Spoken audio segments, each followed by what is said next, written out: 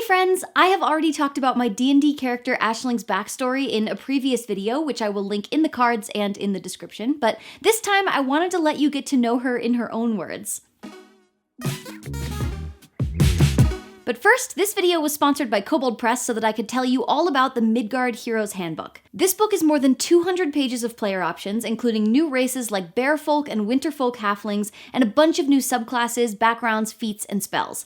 There's a bard college called Greenleaf College that's for, like, nature-y bards who get druid spells, which is my absolute jam. There's also a fighter archetype called Griffin Knight, and they literally get a griffin mount at 3rd level that bonds to them for life. So cool. It also includes a ton of new magic items and weapons, and it is fully compatible with any D&D setting, not just Midgard, so it makes a great addition to any campaign. New customers can use the code in the description and on the screen to get 15% off of the Midgard Heroes Handbook in print or PDF form at koboldpress.com. The code is only active until August 8th, so place your order soon if you're interested. You can also subscribe to the Kobold Courier email list for twice monthly emails to stay up to date on what Kobold Press is up to, or even pledge on their Warlock Patreon to get early access to new maps, monsters, lore, and character options. Now, without further ado, I will turn things over to also me, but with elf ears on.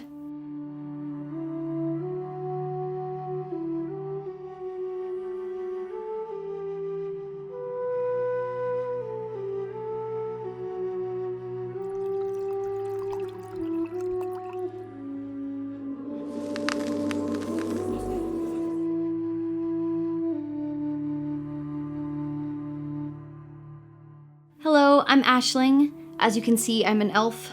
Not something I'm usually very upfront about, considering how people feel about elves in my area.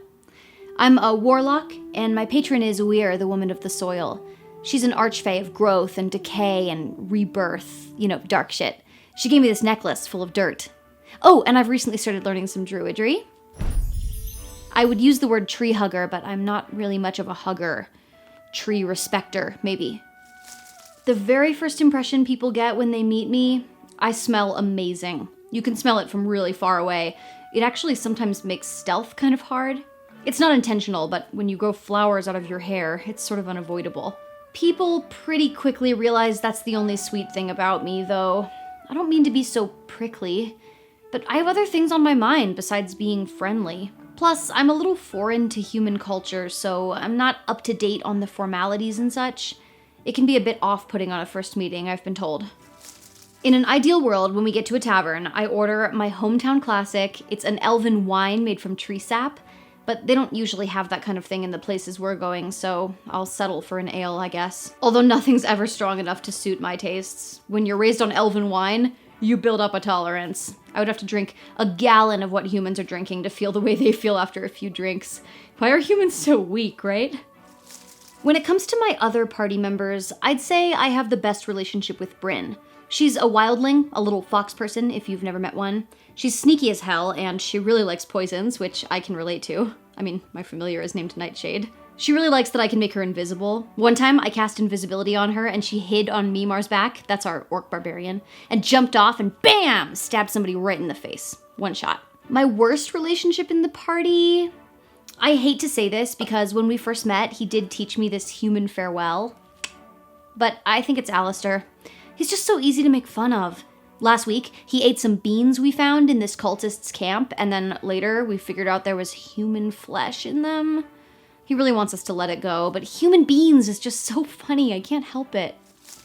I've only just started learning druidry recently, but I have to tell you, being able to just turn into a direwolf, quickly becoming my go-to combat move, scares the absolute shit out of an opponent, let me tell you. It's good defense too, because I can't exactly take a lot of hits. More of a distance fighter in this shape, at least. The most memorable moment from my adventures so far, that's a tough one. We've gotten into some real messes together. Oh, there's one that happened recently. We had finally tracked down the thieves that had stolen our artifact, the severed hand of a dead god, very intense stuff, and we were all set to infiltrate their hideout and steal it back without them ever noticing. See, we had already fought them, and they're really strong. They had beaten us kind of embarrassingly easily, so we really didn't want to fight them. But it turns out that they had been hired to steal it for a client, the Chancellor, blackmail material, if I ever heard it.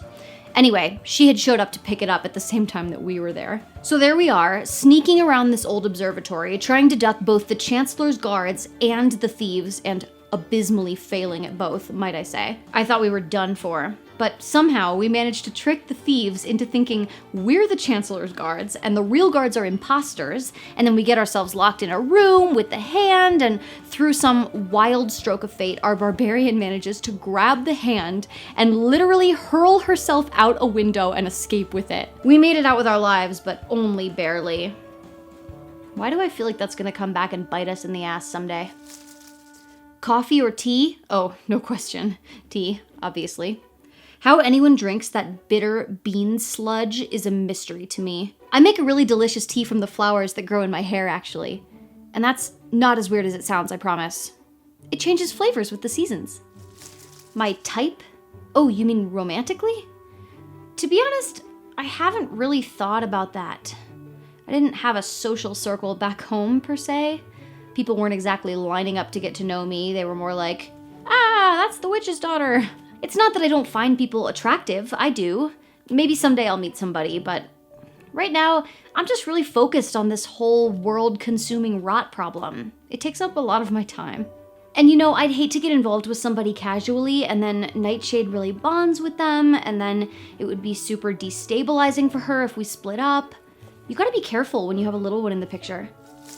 If someone handed me 10,000 gold, oh yeah, I would keep that. I would spend that.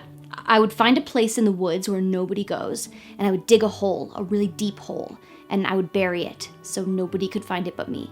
And then I would dig some of it up whenever I wanted really beautiful new custom armor, or a hot 3-course meal, or a room at one of those really expensive inns with the big soft beds where the rooms have windows. Oh, and I would share it with my party. Of course, I would totally do that. The quickest way to get me to trust you is to be nice to Nightshade. She's extremely fickle. Half the time she acts like she doesn't even like me, so when she does like somebody, that means they're good people. Or that they gave her a pickle. She really likes pickles. She can be bought. If you want to learn more about Aisling, make sure to check out my Meet My D&D Character video, which I will link to the right. And don't forget to take advantage of that 15% off the MIDGARD Heroes Handbook. That link and discount code are both in the description. Also, feel free to subscribe if you like tabletop RPGs and cosplay, because statistically speaking, 60% of you currently watching this are not subscribers, but you could change that. The power is in your hands.